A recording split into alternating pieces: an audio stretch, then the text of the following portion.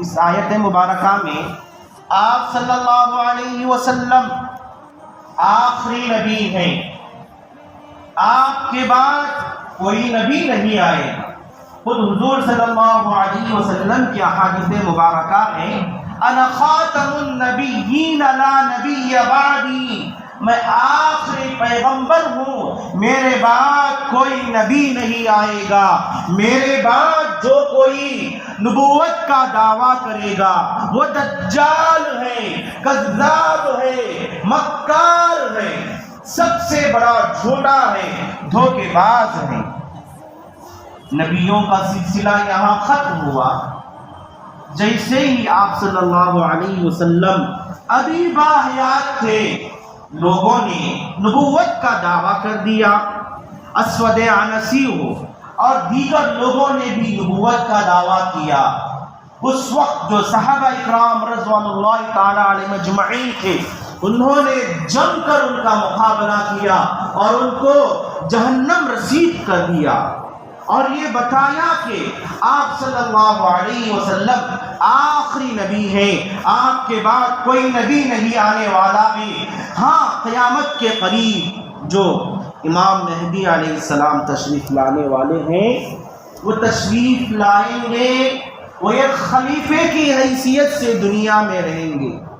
جس طرح سے خلیفہ ہے مسلمانوں کا، اگر وہ مسلمانوں کو بتائے کہ اے مسلمانوں نماز کی جانب آؤ، کامیابی کی جانب آؤ، تو مسلمانوں پر ضروری ہے کہ اپنے خلیفے کے وقت کی بات کو مانیں، اگر وہ دعوت جہاد دیں، جہاد میں شریک ہوں۔ اور اسی طریقے سے حضرت مسیح علیہ السلام بھی آئیں گے، وہ بھی ایک عام آدمی کی طرح آئیں گے، اور حضرت عیسیٰ علیہ السلام کا تو تذکرہ موجود ہی ہے۔ انشاءاللہ پھر کبھی جب حضرت عیسیٰ علیہ السلام کا تذکرہ آئے گا، میں آپ کے سامنے ساری تفصیل سے حضرت عیسیٰ علیہ السلام کو کس طرح لوگوں نے اغوا کرنے کی کوشش کی، کس طرح اللہ تبارک و تعالیٰ نے ان کو آسمان پر اٹھا لیا، انشاءاللہ وہ سارا واقعہ میں آپ کے سامنے تفصیل سے بیان کروں گا۔ حضرت عیسیٰ تو انبیاء میں شامل ہیں، لیکن جب وہ قرب قیامت کے قریب آئیں گے، وہ بھی جب دنیا میں آئیں گے، جس طریقے سے میں ایک عام آدمی ہوں، آپ عام آدمی ہیں، عام آدمی ہونے کی حیثیت سے دنیا میں تشریف لائیں گے، کیونکہ نبوت کا سلسلہ ختم ہو گیا۔ اللہ تعالیٰ نے اعلان کر دیا محمد صلی اللہ علیہ وسلم آخری نبی تھے، آپ کے اوپر نبوت کا دروازہ بند ہو گیا۔ تو پیارے بھائیوں، آج طرح طرح کے لوگ اسلام پر نشانہ بازی کر رہے ہیں، اسلام کو مٹانے کی، اسلام کو غلط ثابت کرنے کی کوششیں کر رہے ہیں۔ ہمیں گھبرانا نہیں چاہیے، کیونکہ آقا علیہ السلام جب باحیات تھے، مکے کے اندر جب آپ چلا پھرا کرتے تھے، لوگ آپ کے خلاف طرح طرح کے منصوبے بناتے، طرح طرح کی آپ کے سازشوں میں گھیرنے کی باتیں کرتے تھے، لیکن آپ صلی اللہ علیہ وسلم ڈٹ کر رہے۔ ہمیں بھی یہی تعلیم ہے کہ ہم ڈٹ کر رہے۔ ابو جہل آیا، ابو جہل کا صفحہ ہستی سے خاتمہ ہو گیا، اور جو مکے کے بڑے بڑے ظالم تھے، عتبہ تھا، شیبہ تھا، اللہ تبارک و تعالیٰ نے ان کو محمد صلی اللہ علیہ وسلم کے ذریعے جہنم رسید کرایا۔ پیارے بھائیوں، تکالیف آئیں گی، تکالیف میں رہتے ہوئے حضور صلی اللہ علیہ وسلم نے ہمیں بتایا کہ تکالیف میں رہ کر ہی اپنے دین پر قائم رہنا اصل دین ہے۔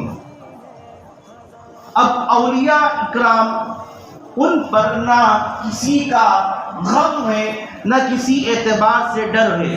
اب اس میں مفسرین اکرام الگ الگ کی وضاحتیں کرتے ہیں۔ چند مفسرین اکرام کہتے ہیں اولیاء اللہ کو نہ دنیا میں کسی کا غم ہوگا، نہ کسی چیز کے اعتبار سے وہ پریشان ہوں گے، وہ جنت میں جائیں گے، جیسے ہی وہ جنت میں جائیں گے نہ تو ان کو کسی چیز کا خوف ہوگا اور نہ وہ غمگین ہوں گے۔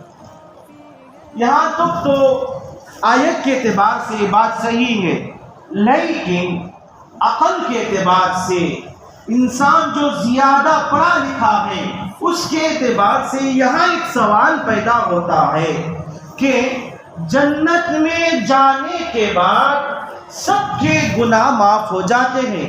جس آدمی کے اللہ تبارک و تعالیٰ گناہ معاف کریں گے وہ آدمی جنت میں جائے گا۔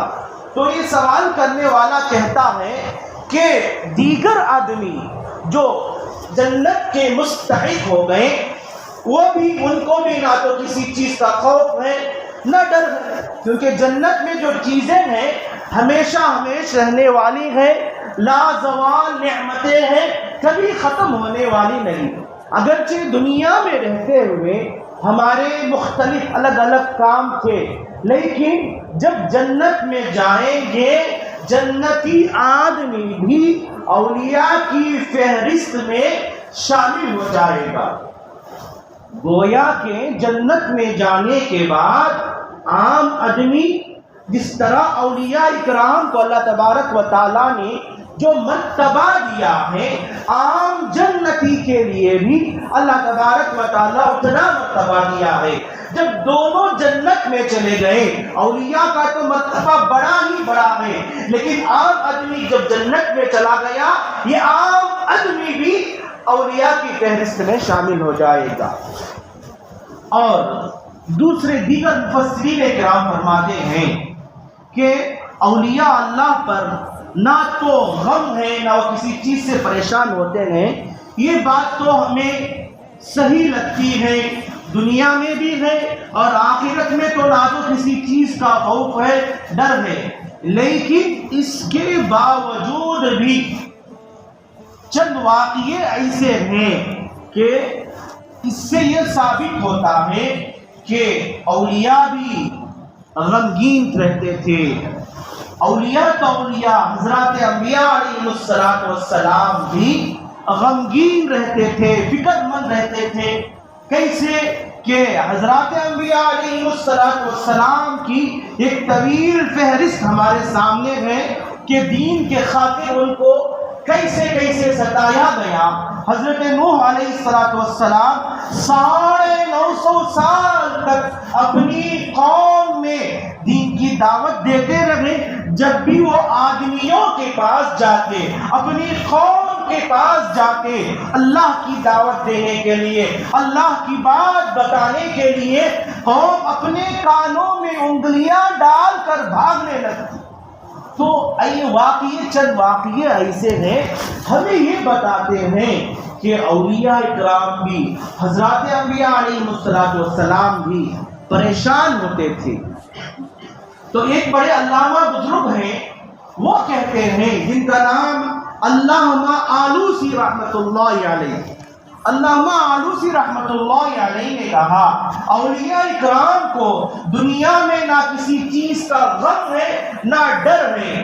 اس سے مراد یہ ہے دنیاوی اعتبار سے دنیا کی جو چیزیں ہیں، راحت کی چیزیں، آرام کی چیزیں، اگر وہ فوت ہو جائیں، اگر وہ ان کے پاس سے چلے جائیں، وہ غمگین نہیں ہوتے، وہ آرام سے رہتے ہیں۔ اس کے برخلاف، اولیاء کے برخلاف، کوئی اگر دنیا داری آدمی ہے، اس کے پاس کوئی چیز چلی گئی، وہ ہمیشہ اس کی فکر میں لگا رہتا ہے۔ اگر وہ چیز اس کے پاس رہتی تو